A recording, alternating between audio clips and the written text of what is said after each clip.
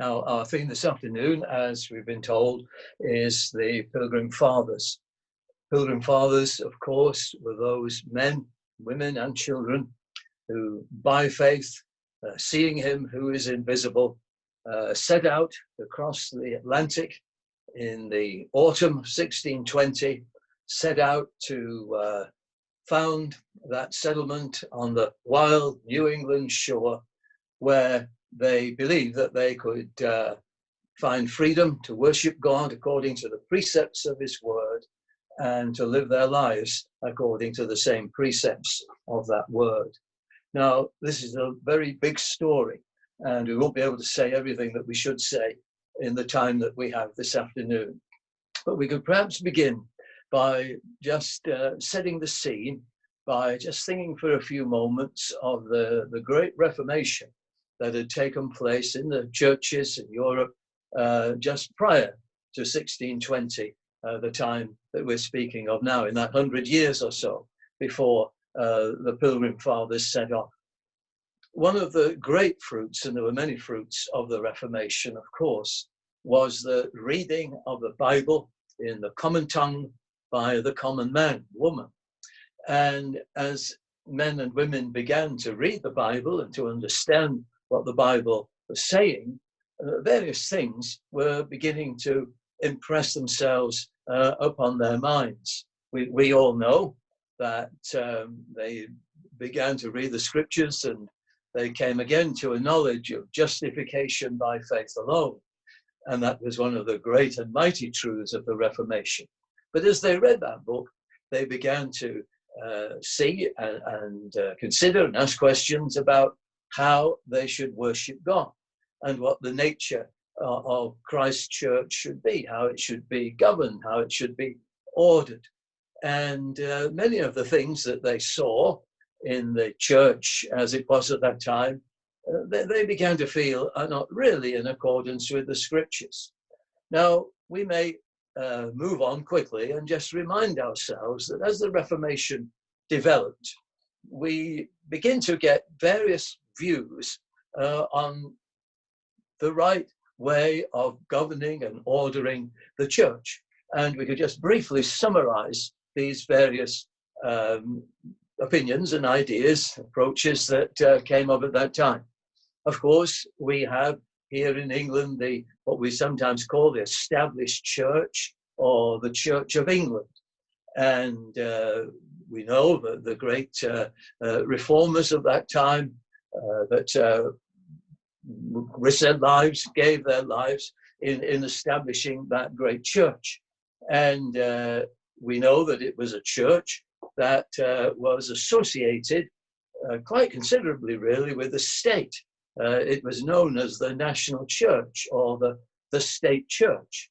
And it was governed and ordered on Episcopalian lines. It had bishops and archbishops, a certain order of clergy as the leaders and guiders of the church. Now, alongside that particular view, which indeed at first was the predominant view, then you had others. And they were not really against the idea of a state church or the state playing a part in the governance of the church. And this second group, we identify them as the Presbyterians.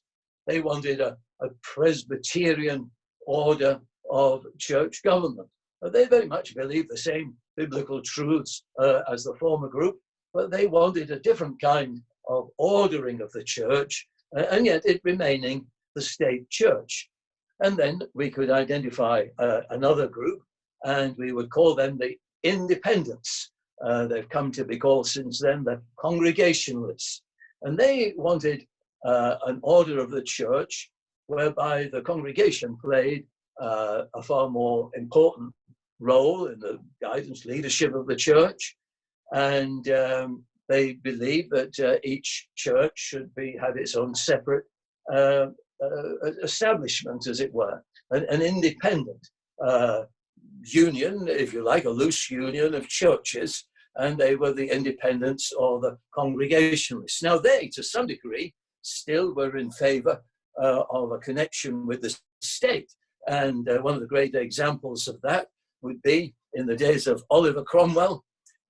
Oliver Cromwell favoured the independent or congregational order of churches, and yet he himself, as the Lord Protector of England, nevertheless played his part and had his say in the governance of those churches. So they were the Congregationalists. And I might say this, the Congregationalists, though they wanted an independent order of churches, they nevertheless recognized the right of others who may be Anglicans or Presbyterians to have the freedom to worship in the way and order their churches in the way that they felt was right. But on top of this, of course, there were another group, and these were the Separatists.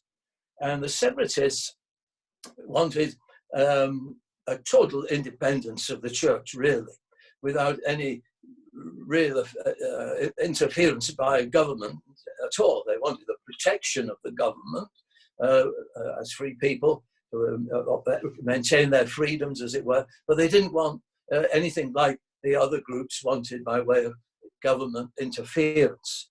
And these separatists, at the same time, many of them didn't really acknowledge the validity of the other churches.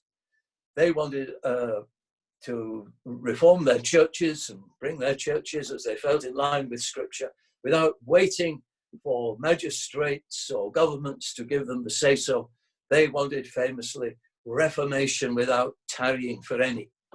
Now, our friends, the Pilgrim Fathers, they would fall into really a group somewhere midway, we might say, between the Congregationalists and the Separatists. We very often call the Pilgrim Fathers Separatists, which is not wrong, but there are elements in them that are more in line with the Congregationalists. So this is the sort of situation that we have. Now, to add to that, just to begin, we have to say that the Separatists were not in any way encouraged by state or other churches at that time. In fact, it seemed that everything was against the Separatists. Now, you can understand this. For centuries, since the time of Constantine, church and state had been in many ways allied and united to one degree or another. And for people to want to come along and have no connection whatsoever was all too much. Apart from this, of course, the times prior to 1620, particularly just a bit before that, in the days of Elizabeth I, the situation, the church situation, and the national situation here in Britain was quite dangerous. And you know about the 1588, the Spanish Armada, the threat of the Spanish Armada. There were groups within society, secret groups, who were trying to bring the country back to Roman Catholicism. There were spies, there were people plotting here and there to overthrow the government, to assassinate Queen Elizabeth, and so on. And there was a very big suspicion, a serious suspicion of groups meeting in secret and so on. And so the Separatists were viewed with great concern and great anxiety and great suspicion. So we can understand these things. At the same time, there was a great, and in one sense not wrong, vision of unity. People wanted a united church. They didn't want sects and groups, as they saw it, springing up here, there, and everywhere. So all these things made it very, very difficult for separatist groups, or groups like the Pilgrim Fathers, to continue unmolested, unhindered, unthreatened in what they were trying to do. So we say that to put the thing into context. Then another thing we must just mention right at the very beginning is the fact that the Pilgrim Fathers were not the first settlers in America. Others before them had sought to do the same. We spent a long time on this, but the Spaniards, the Portuguese, the French, they'd all attempted to establish settlements on that eastern seaboard of North America. And of course, the English, under people like Sir Humphrey Gilbert and the famous Sir Walter Raleigh, had tried to do the same. Walter Raleigh had founded Virginia in honor of the Virgin Queen, Queen Elizabeth I. And different groups, and another group we'll hear of perhaps shortly, Christian group had attempted to settle there. But so far, all of them had failed. There was a great desire here to establish a colony, a settlement there, but nobody really had properly managed to achieve that up until the time of the Pilgrim Fathers. Now, let us start to think about the Pilgrim Fathers in particular. Now, there were these separatists, we'll say separatist stroke Congregationalist groups in various parts of the country at that time, somewhere, let's say, between about 1610 and 1620 now.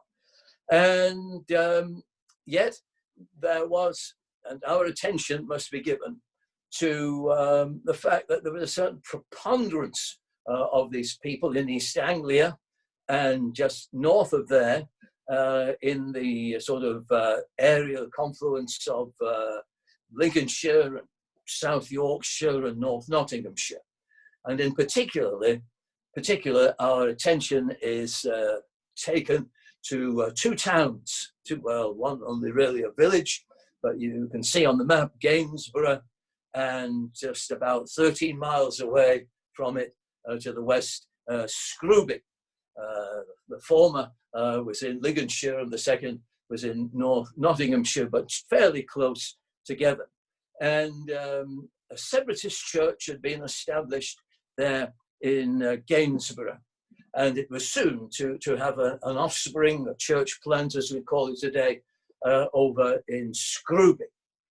Now, John Smythe, some call him Smith, was the pastor of the church in Gainsborough, and Richard Clifton was the pastor of the church over in Scrooby.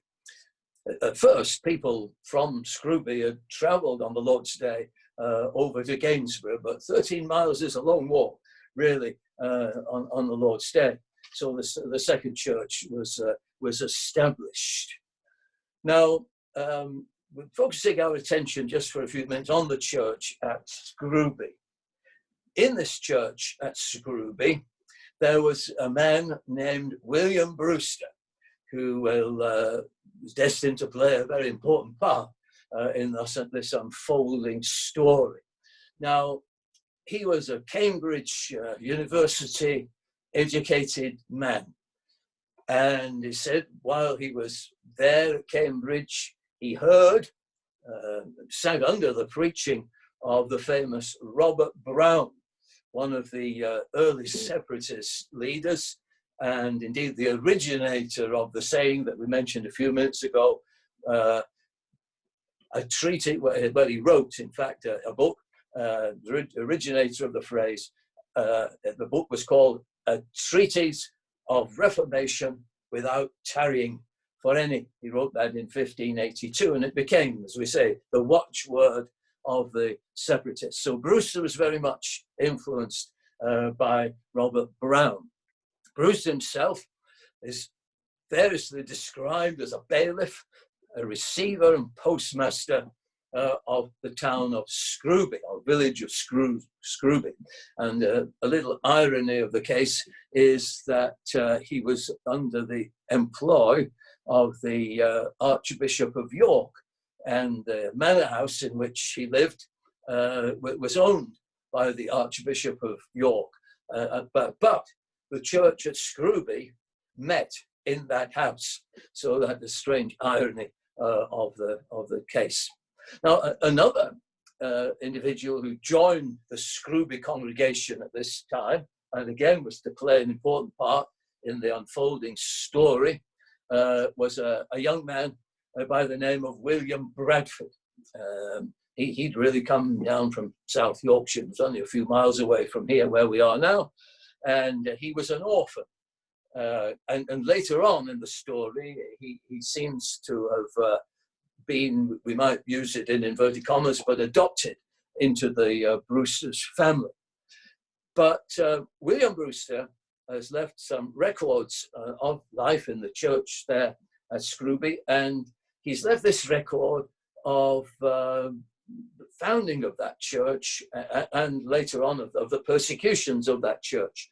Let me just read about the founding. He said this: "We shook off the yoke of anti-Christian bondage, and as the Lord's free people, joined ourselves by covenant to the Lord into a church estate in the fellowship of the gospel, to walk in all his ways made known, or to be made known unto us, according to our best endeavors, whatsoever it would cost us, the Lord assisting them." So there they were, delighting in freedom, seeking freedom, and wanting to conform themselves to the order of the New Testament.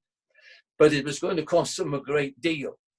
And William Bradford, the same William Bradford, was later to write this of the same church, that they couldn't continue long in any peaceable condition, but were hunted, persecuted on every side, so that their former afflictions were but flea-bitings in comparison with those that now came upon them.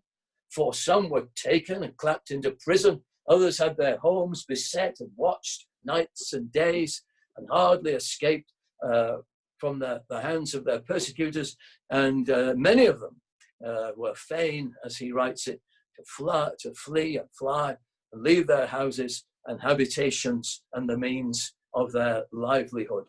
Well, life was getting very, very difficult for these people. So that's a little bit of background as to where these churches were and the sort of sufferings and dangers and deprivations and anxieties that they were facing. Now, into the scene at this point comes a man who's going to be very, very significant in the story, John Robinson. Now, John Robinson came from another little village near to called Sturton-le-Steeple. And this man, born 1576 in that village, he also studied at Cambridge, Corpus Christi, and he had come under the influence of some of the leading Puritans of that time. Now, he marries, I won't give you all the detail, he marries a lady called Bridget White, and eventually he finds himself as a minister in the established church, the Church of England, Norwich, St. Andrew's Church, Norwich. Now, he's been influenced at university, as we say, by some of these leading Puritans. William Perkins was one of them, Lawrence Chatterton, another one. But there in Norwich, he becomes a great preacher. He was a great preacher. God really anointed him. But he was preaching with such strength and with such authority, and was setting forth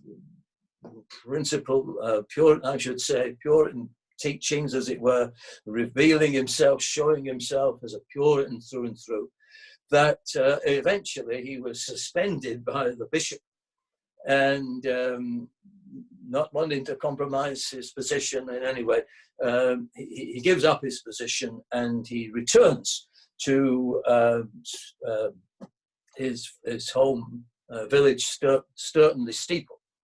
And he begins to get interested and indeed begins to attend the church there in Scrooby. Now, you could see how the Lord's hand was on all this, because eventually this man, John Robinson, becomes the leader of the Pilgrim Church there when they get to Holland. Now, things are getting very desperate for them, and they realize that they can't continue as they are. And we want to speak now for a few minutes about their decision to leave England and to flee to Holland, where there was a considerably more religious liberty than there was here in England. The problem with this proposition, which largely came from John Robertson, I should say, the problem was that in those days you weren't really allowed to leave the country without permission. It was based on an act coming from the time of Richard II, I believe. So they weren't going to get permission to leave the country very easily, and they were going to have to do it by other means if they were going to do it at all. I don't know how the idea came to them or how they got to this, but a plan was soon afoot that they would make their way to Boston, down in the southern part of Lincolnshire. If you look that up, it's about a 60-mile journey. I was going to say about 50 of them made this journey. And they made this journey having to keep out of the eye of the authorities. And so 50 or so men, women, children made their way southwards, walking on foot, of course, and traveling often by night or taking the cover of ditches or woodlands, but generally keeping out of sight. The idea was that in Boston they would meet. It had been prearranged, a sea captain who would take them to Amsterdam. Now, at considerable cost, I need to add as well. Well, so far so good. They made their way south and they boarded the ship, and the captain appeared to be friendly, and he told them to leave their baggage on the deck, all their goods and chattels, as it were, and he would have them shown down below to their accommodation.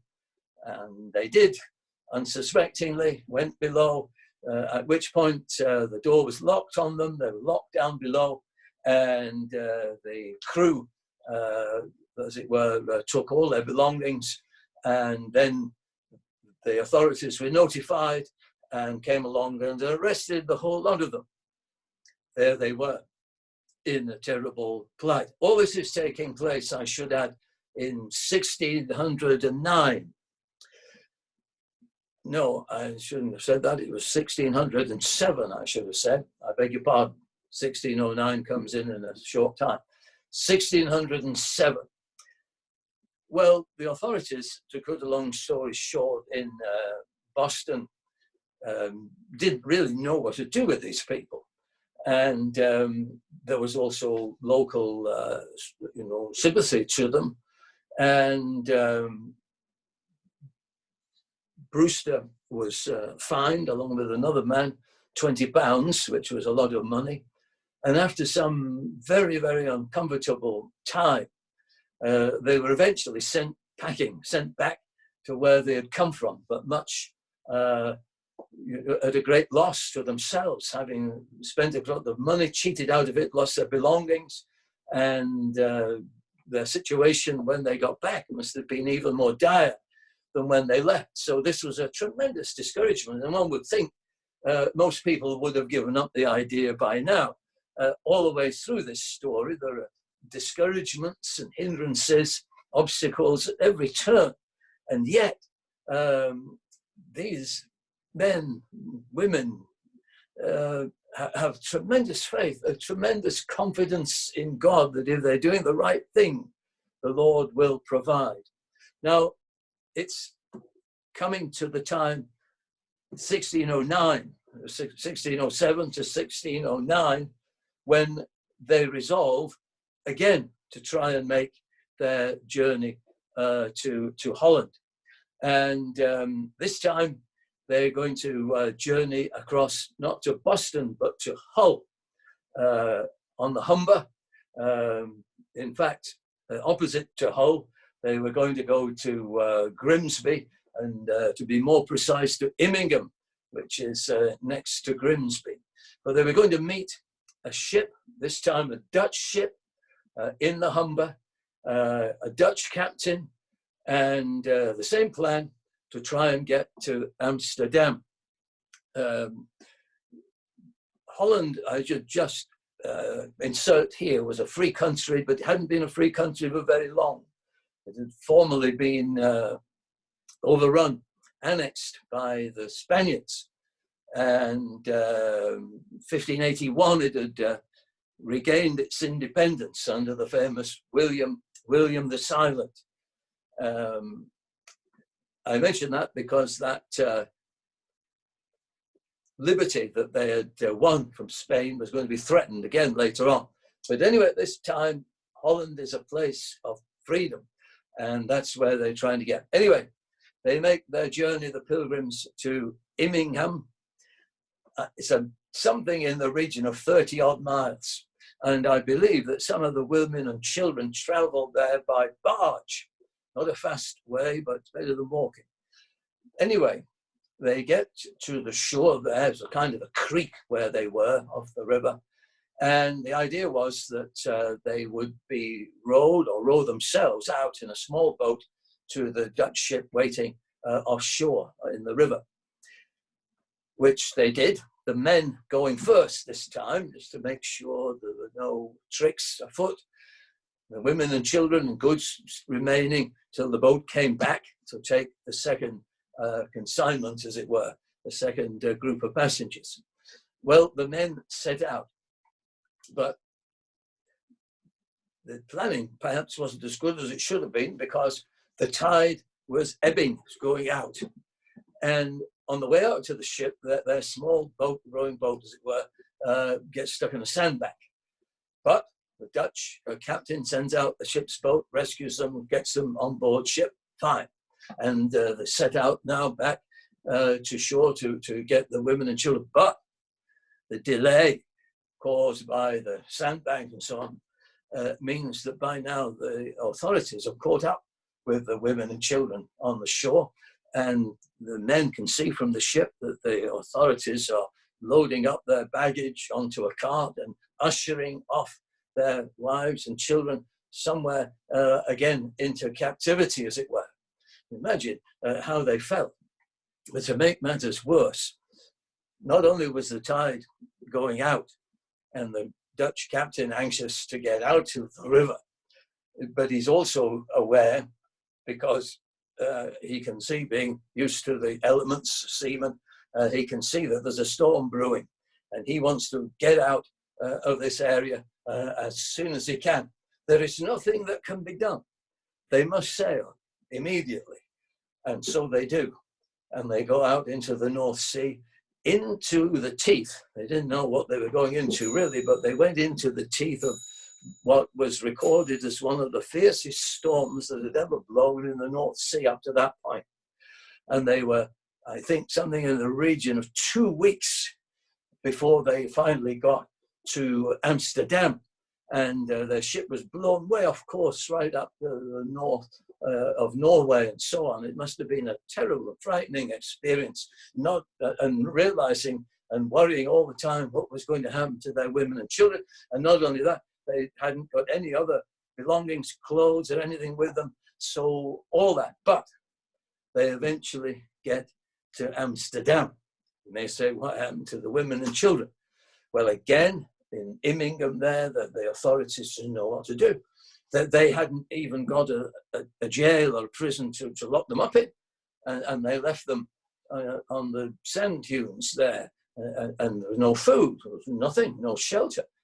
And again, it was only the goodness of the people, the resident population that took pity on them, that they survived. In the fullness of time, the authorities, in dribs and drabs, put them on vessels heading for Amsterdam, and again got rid of them. And so after all these bitter experiences, they finally are all reunited there in Amsterdam. Now, in Amsterdam, we say a lot about it, but one thing that happened to them there was that they joined themselves to a separatist group that had already made the journey to Holland.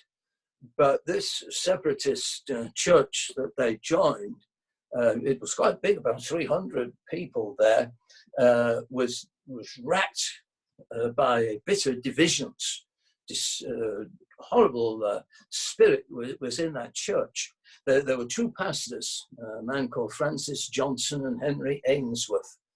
And really, they were at loggerheads. The devil had got in, and all manner of arguments and petty arguments, some of them as well.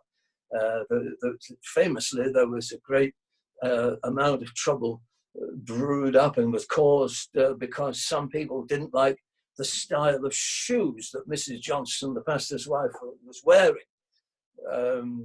There were cork shoes, apparently, and quite fashionable in those days, and people took objection to that. But there was a bad humour running right through that church. And so, understandably, the Pilgrim Fathers didn't stay there very long. And it was mooted that they would move to Leiden. And that's another city, great Dutch city, university city, and at the same time, sort of a growing industrial city, even at that time, 1609. Remember, we're quite a way off from 1620 yet. So the Pilgrims moved to Leiden. There is a wonderful letter that was sent by John Robertson to the burgomasters there in Leiden, asking permission for the Pilgrims to come and settle there. And it's a very well-worded, courteous letter. I haven't got time to read it now. But anyway, there was a positive reply, and they were able then to move on to the city of Leiden. Or to just say that many of the Pilgrims were farmers or farm workers, agricultural. They were used to an agricultural way of life. But in Leiden, they had to adapt themselves to various industrial, what we might say, concerns that were going on there, such as there was textiles, there was work in metal and leather, silk was another one of the trades being practiced there. And so, they had to change their whole way of life in so many ways. Say a few things about Leiden. The English ambassador protested to the governors of the city, the officials of the city, for giving them shelter. But the officials of Leiden did nothing about it, and life went on. But in the city, they found really peace, and they fit in many ways to the way of life that was there in Leiden. They found work, as we say. Brewster himself, who was something of an academic, found work in the university, teaching English and other things. And they married there, they had children there, and eventually, I believe they did purchase a building. They didn't have one for a long time, but they did get the use of the building anyway, and their congregation built up again to about 300. One interesting thing about the church there at Leiden was that they practiced and encouraged lay preaching, which took place on a Sunday afternoon. That was one of the characteristics, another of the characteristics of the Separatists, by the way, that they encouraged or allowed, sort of fostered lay preaching, which was really unheard of in England at that time, and would be for a long time to come. Just to show something that I say they were Separatists, but though some of the Separatists were very, what we might say, extreme Separatists, these people were not quite like that in many ways, because we read in Leiden there was a Scottish Presbyterian body of exiles that were there. And again, though they didn't see eye to eye and everything, there was a good relationship between the Pilgrims and the Scottish Presbyterians. Now, time was going on. Say we're about 1616 now, well settled in that city, well respected by the local inhabitants. But there were beginning to be signs that things were not quite as good as they should be, because there was again talk and rumors that the treaty that had been made between the Dutch, this is a sort of northern part of Holland, and the Spaniards was in danger of not surviving. And there could have been a return of the Spaniards. And with that, there would be the return of Roman Catholicism. Not only that, but even amongst the Dutch believers, and many of them great and very, very devout believers, but there was a growing sense of Arminianism growing in some quarters. And again, the Pilgrim Fathers were not Arminians, and they didn't like that sort of suggestion that things were moving in that direction. And another very practical thing was that their children were growing up speaking Dutch. And in some cases, the parents were saying these children are going to be more Dutch than English, and what will happen to them, and so on. And so there were all these things were there and making them unsettled. Also, we'll learn in a minute that another separatist group there in Holland had actually made the journey across the Atlantic to America. So these thoughts, shall we do the same, were in their minds. And the first man to moot the idea of such an immigration was John Robertson, the pastor, who by now was highly respected and fully in every way trusted and admired by the congregation. So he brings the suggestion, and it seems to have been met with, a large degree of approval. We may say not all the ones, including Robinson himself, eventually, they don't all go on this journey, but this is the suggestion. And so, in practical matters, two men were sent off to London. Their names were Robert Cushman and our friend Mr. William Brewster, sent off to London to make contact with the Virginia Company of London, which was a company that was devoted, set up to encourage settlement over there on the eastern seaboard, particularly in Virginia. And so the idea was that they would ask for this company to sponsor them, because this was going to cost a considerable amount of money, and get help from this company. Now, they didn't get it. I haven't time to go into all the reasons. One reason was the Virginia Company was on the verge of collapse for a start, and another company was eventually founded, but that didn't help the Pilgrims at this point. They also tried to get help from the Dutch New England or New Netherlands, should say, the Dutch New Netherlands Company, to get financial aid or backing, help to make this great move. But that wasn't forthcoming either. And then they, at this point, heard of this other group that had gone on a similar journey to themselves and what had happened to them. I just have to briefly tell you that. Now, again, when you read the books, you get we get variations in the figures here.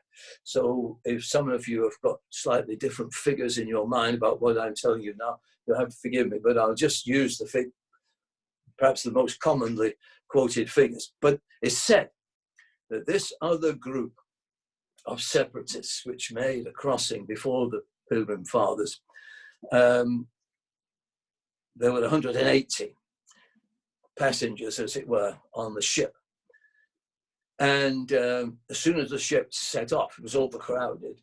They ran into very fierce gales and storms to such an extent that they were blown off course to such an extent that the captain of the ship, he didn't know where he was. He didn't know whether he was going north, south, east, or west. And you can understand that in those days with no proper navigational equipment. And it being not a very usual thing for ships to be crossing the Atlantic. Anyway, the upshot of it was that this ship was six months or more at sea.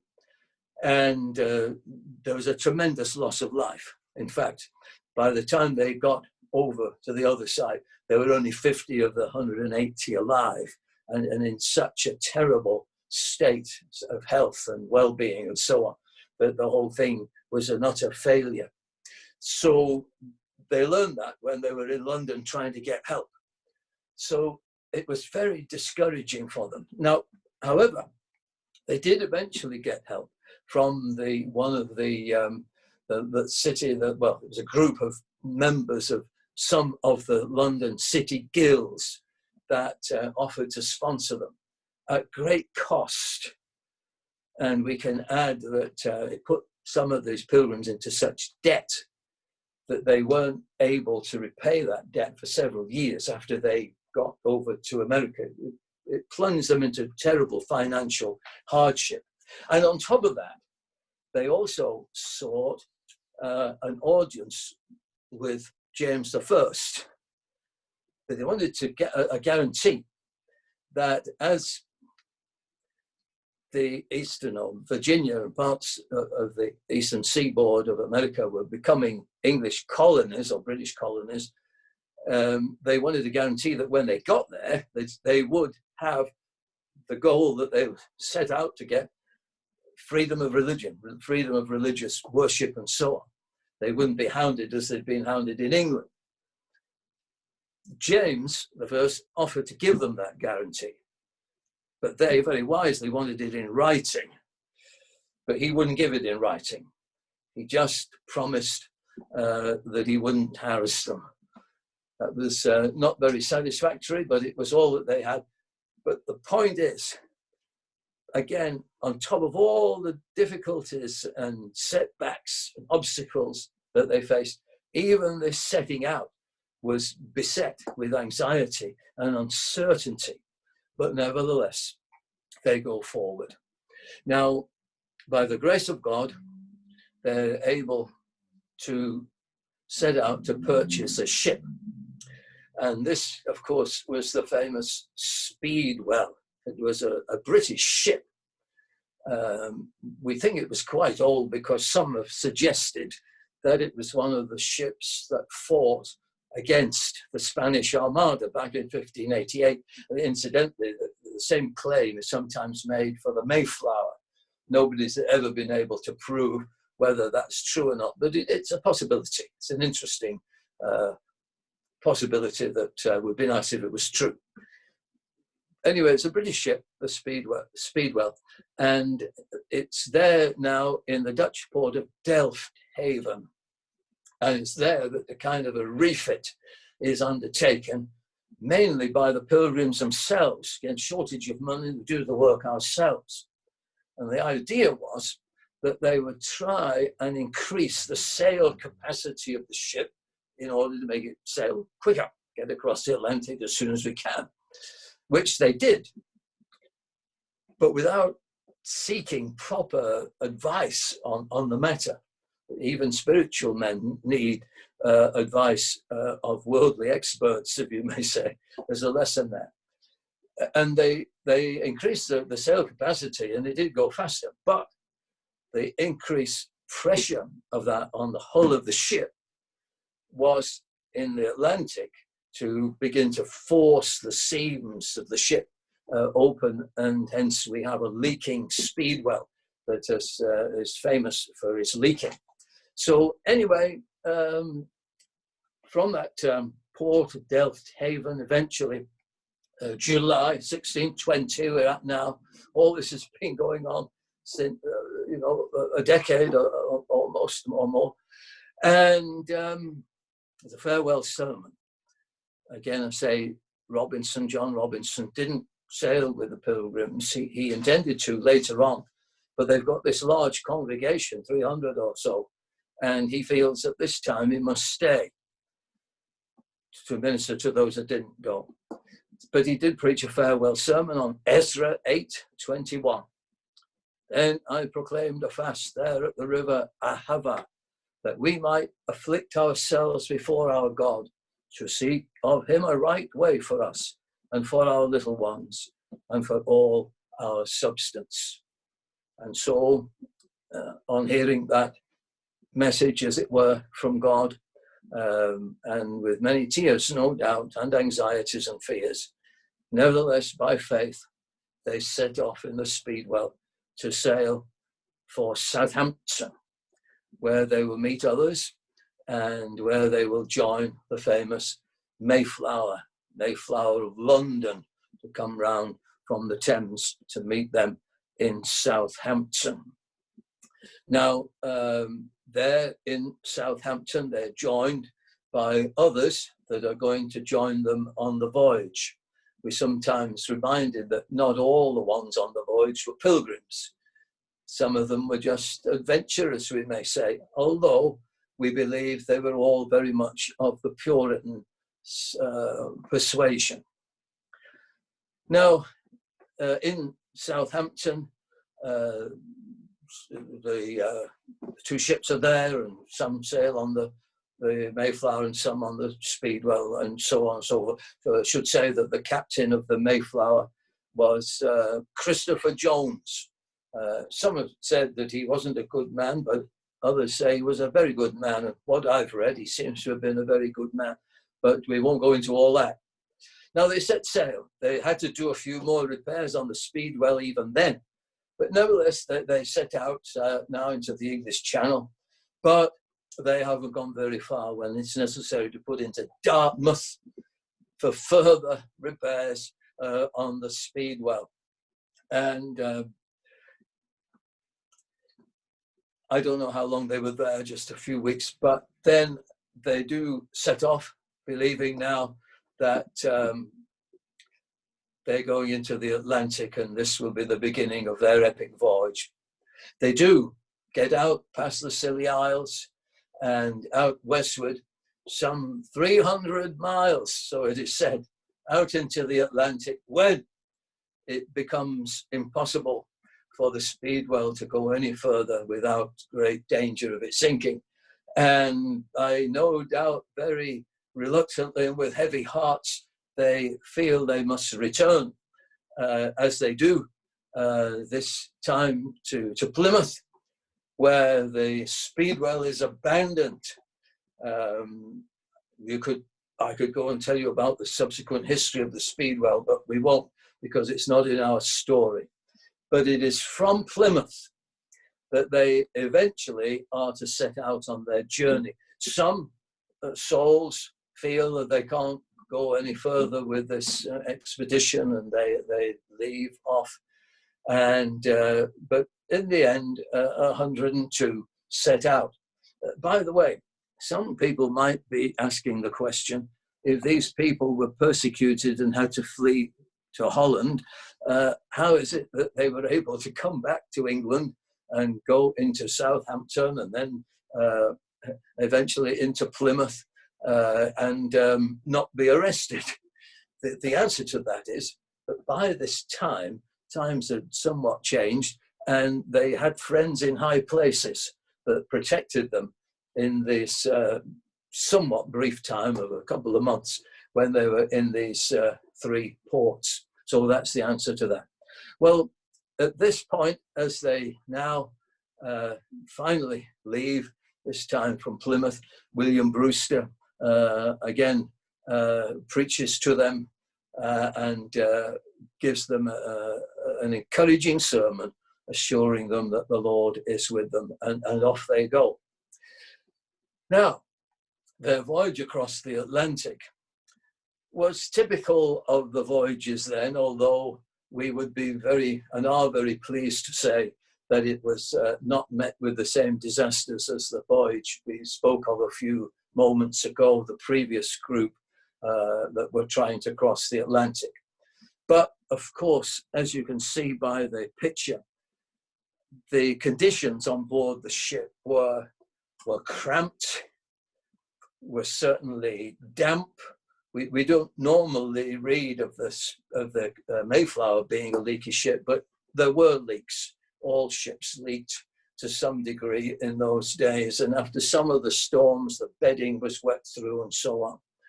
And I could mention the smell or the stench of the ship coming up from the bilges and other situations. And the air was not good to breathe, and it was crowded to the extent of being claustrophobic, and the food was not good. And it was a very, very difficult voyage, we have to say that. But in spite of that, there was only one death on the whole voyage, and that, of course, was a man called William Button, who was the servant of one of the seamen. So he wasn't a pilgrim, but he was a man who had taunted the pilgrims and mocked them. And yet he died on the journey. But as I said, very unusual, just one single death. So the Lord was truly with these people. Now, there were other things that happened to them that have come down to history. One was the experience of a man called Howland, John Howland, and he, trying to get out of these smelly and claustrophobic conditions, needing air, somewhat foolishly, but we can have every sympathy with him, went up on deck when the wind was blowing pretty hard, and he was swept over the side of the ship, which would have been certain death. But in the providence of God, there was a rope hanging down from the side of the ship, and he grabbed hold of it. He had the presence of mind to grab hold of it, and he was saved. He got back on the ship. History tells us that this same fellow, this is a bit of light relief, I suppose, but this same man, Howland, John Howland, had 88 grandchildren in the fullness of time. And various famous Americans claimed descent. No doubt many could claim descent from such a man. But Henry Wadsworth Longfellow, the famous poet, claimed descent from him, to be descended from him. And Joseph Smith, the founder of the Mormons, claimed also the same connection, as did Humphrey Bogart, Sarah Palin, Benjamin Spock, Dr. Spock, that is, and the two George Bushes, and lots of others indeed. There was one child born on the journey, a little boy. His parents were Hopkins, the family name Hopkins, and he was appropriately named Oceanus Hopkins. So they were some of the incidents on the voyage. The other famous incident was the cracking in a gale of one of the main cross beams of the vessel. And that was really seemed to spell disaster, because if that beam had totally collapsed, as it were, caved in, then the whole hull of the ship would have caved in, and that would have been the end of the Mayflower Pilgrims. And what was needed was some sort of device that would push back the beam so that it was straight, and that it could be strapped and the ship saved. But what could they have on the ship that could do that? Well, they did. Thanks to Edward Winslow, they had on board. Edward Winslow is will become a very prominent leader later on. But he was in the printing trade, and he was the assistant to a printer.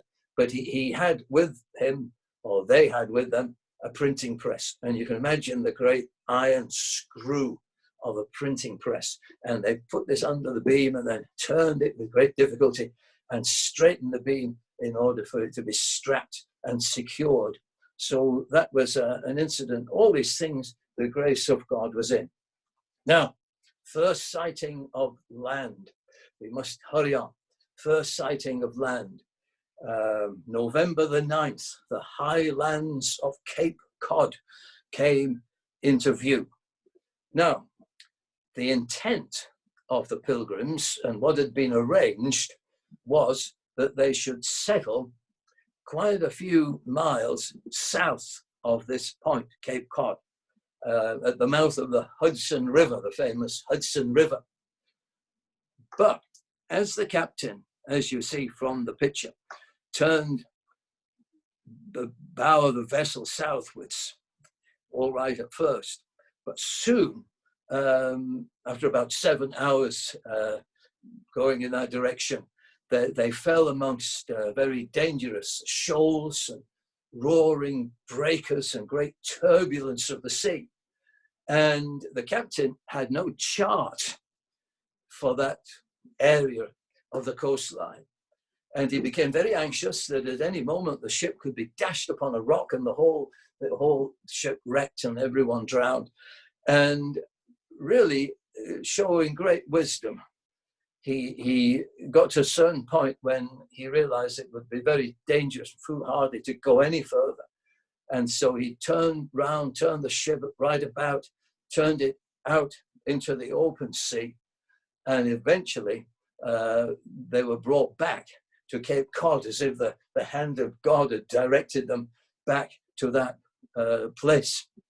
And after 65 days out from 65 days out from Plymouth, I should say, and 4 months out from Delft Haven in Holland, they entered into the Bay of Cape Cod. You see that huge bay called Cape Cod because it literally teemed with codfish and whales. Really, they were hoping, I should just interject here and say, they were hoping that the Speedwell, when it got across the Atlantic, would have been used as a fishing vessel and as a trading vessel up and down the coast. But of course, they didn't have that. So some of the advantages of the many cod weren't to be known for a while. Anyway, when they get into that harbour, what do? Well, as good Christian men and women, they fell on their knees and they blessed the God of heaven who had brought them safe over the vast ocean, the furious ocean, and delivered them from all the perils and miseries of such a voyage. Now, while they were thanking God for their deliverance, you might put it like this, a thought occurred to them, because some of those on the boats that were not pilgrims, who were more interested in trade, had worked out in their mind that if they were going to land at Cape Cod, they were on sort of no man's land. There was no Virginia company there or anybody else really to tell them what to do. It would be a free-for-all. And the Mayflower Pilgrim leaders, of course, Brewster in particular, sensed the danger of this. And that was where the famous Mayflower Compact was drawn up, perhaps hastily, but very thoroughly and thoughtfully drawn up, based on a typical free church covenant of those days. And that's highly significant. And this compact was drawn up in which all the male members that were going ashore had to sign. And it was a covenant that they would hold together as a civil body politic, that they wouldn't just do their own thing, or that there would be a law, there would be order. And so it was. I haven't got time to read it all out, but this document is very, very important. Some have gone so far as to say that it ranks with the Declaration of Independence, later on, the American Declaration of Independence, or that it ranks alongside the United States Constitution. But it was revolutionary in a sense for its day. There would be no nobility, such as there was in England. There wouldn't be power just in the hands of a few high-born individuals. It was the beginnings, you might say, of modern democracy that were enshrined in this document. So it's very, very important. So we can sadly only just say a few things about it. The next day was the Lord's Day, and they spent it on the ship. All along they observed the Lord's Day. The next day was Monday, and as it was in England and many other places for centuries, it was washing day. And you can imagine how urgent it was to do the washing. And the women went ashore under armed guard to wash the clothes. I can hardly imagine what state they were in after that long crossing. But they did that. To cut a long story short, after this, various groups of men went out, sometimes on foot, sometimes in the small boats, to investigate, to find, to travel around the perimeter of the bay, to try and find the lay of the land, as it were, to try and find a suitable place to which to make a settlement. It was soon realized that where they had landed originally, Providence Town Harbour, it eventually came to be called, that wasn't a very good place to build a settlement. So they went out various times in the winter, very, very harsh conditions. Sometimes their clothes were so wet and frozen that it was as if they were wearing some kind of ice armor. Imagine how cold and bitter things were for these men. Often they were led by Miles Standish, Captain Miles Standish. He came not from the area we mentioned earlier on in Lincolnshire, etc. He was they came a famous Lancashire family. But anyway, he was often there. Well, in the end, they do find a place to settle, which we know came to be called New Plymouth. In the course of the investigations, they don't see anybody. They don't see any native tribesmen, not at first, no Red Indians, because they eventually learned that a strain of bubonic plague had carried off the whole population of the area 2 years, almost 2 years before. They do find buried corn, and this was a godsend to them, really, because they would have starved. They didn't want to take it. They were so conscientious they wouldn't take somebody else's corn, but they did in the end bring themselves to take it, promising that if they ever found who owned it, they'd pay them. But that really was something that saved their lives in that first bitter winter. They did encounter some Indians eventually who were very hostile, and they learned a lesson there that if they were going to make peace with the Indians, and that was one of the big reasons why they went, it was part of the criteria that they went there, that they would make peace with the local inhabitants and seek to bring to them the gospel. But these Indians, they didn't make any real contact with them at first, just fired arrows at them. But they knew they could never conquer them by firing back. They needed to make peace, which they eventually did. And that brings us on to the fact that a day came when two Indians come to view. One of them was called Samoset. I could tell you about his name, but I haven't really got time. And the other was Squanto. Now, Samoset, when he arrived in the camp, greeted them with these words: "Welcome, Englishmen," to which they were utterly and totally surprised, I should imagine. Samoset had been in Spain. He'd been carried off as a slave by traders, but he'd got back. And Squanto had also been carried off as a slave by the Spaniards, but he'd managed to escape into England, where for some time he'd been a servant in Cornhill, London, and so spoke English very fluently. But these two men, even more so than the corn they found, were a literal godsend to the Pilgrims, because they taught them and told them how to survive, especially when to plant corn, etc. And very significantly, these two introduced them to the most powerful Indian chief in the area.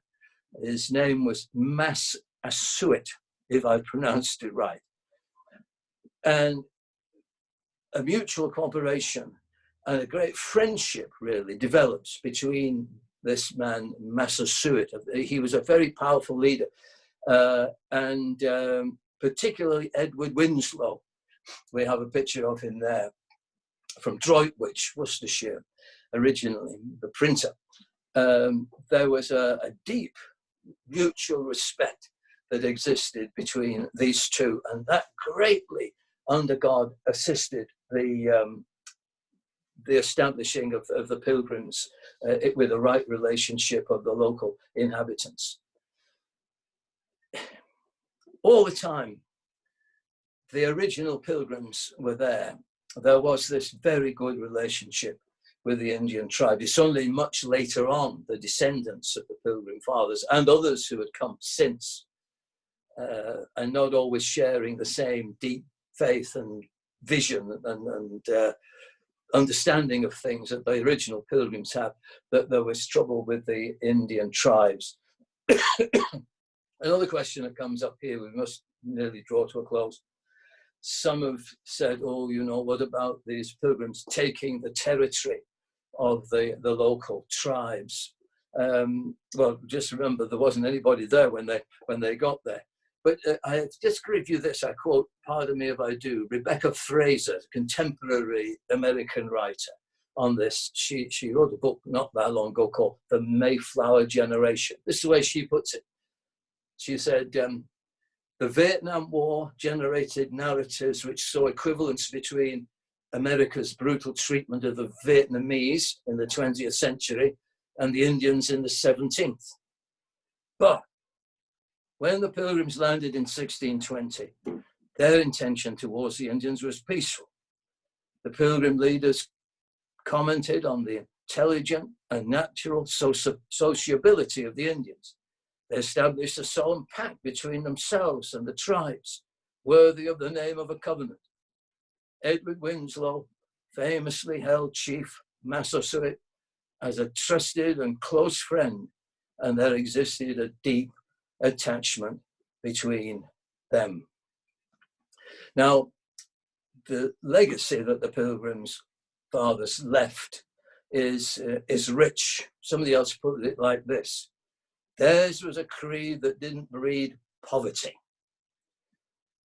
ignorance, or frivolity, but was the nurse of heroes and the mother of freedom, universal education, representative government, and liberty safeguarded by law. Springing out, of course, our Christian faith.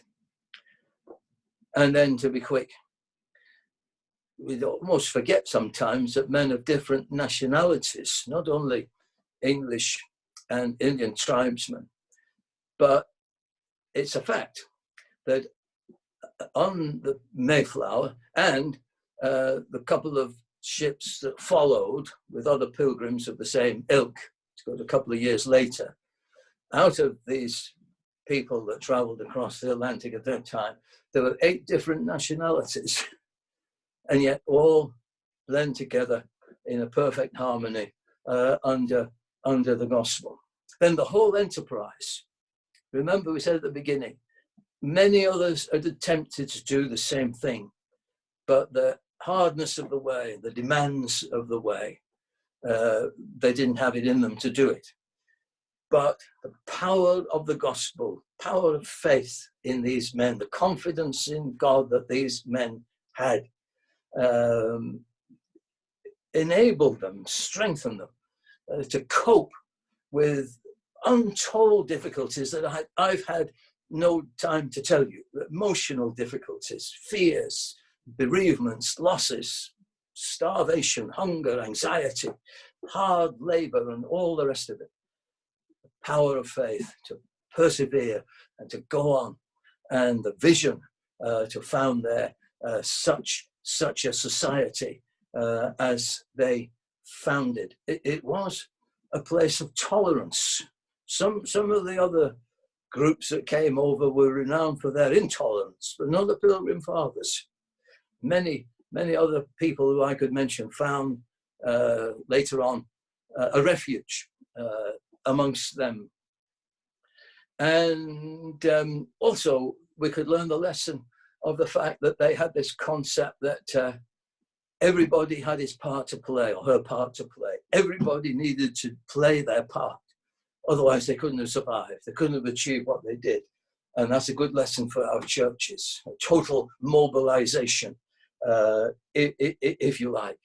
And although we've mentioned it, I say it again, steadfastness in the course of difficulties. Though 10,000 hosts arise to draw us from the skies, nevertheless, by the grace of God, they continued. The 3rd of March, 1621, marked the first mild day since they had arrived. And the first harvest gathered in was on the 26th of November, 1621, which became the Thanksgiving Day, commemorated to this very day. There were times in that period of starvation, as it were, when children only had 5 or 6 grains of corn to eat in a day. Do you imagine how difficult it was for them? But they established that which has come to us. Just a few minutes. Oh, I missed out one thing. The Puritan hope. The Puritan hope. That goodness, righteousness, truth, the gospel, God will prevail. And these things are mighty. Anyway, when I was a boy, my grandmother made me learn this poem. I can't say it off by heart now, but I'll just read a little bit of it. The breaking waves dashed high on a stern and rock-bound coast. The woods against a stormy sky their giant branches tossed. And the heavy night hung dark, and the hills and waters o'er, when a band of exiles moored their bark on the wild New England shore. Not as the conqueror comes, they, the true-hearted came, not with the roll of stirring drums and the trumpet that sings of fame, not as the flying come in silence and in fear. They shook the depths of the desert gloom with their hymns of lofty cheer. Amidst the storm they sang, and the stars heard and the sea. The sounding aisles of the dim woods rang to the anthem of the free. Let's just go on a bit. There were men with hoary hair amidst that pilgrim band. Why had they come to wither there, away from their childhood's land? There was woman's fearless eye, lit by her deep love's truth. There was manhood's brow, serenely high, and the fiery heart of youth. What sought they thus afar? Bright jewels of the mine, the wealth of seas, the spoil of war. They sought of faith's pure shine. Aye, call it holy ground, the soil where first they trod. They have left unstained what there they found, freedom to worship God. Well, may we cherish our freedoms, and may that grace and courage and tenacity that Christ gives us, that power of the gospel to change and to conquer in the most adverse circumstances, be that faith that's in all of us these days. And may we ever rejoice in Christ our Saviour. And may God bless us. Thank you very much. Now, I think I have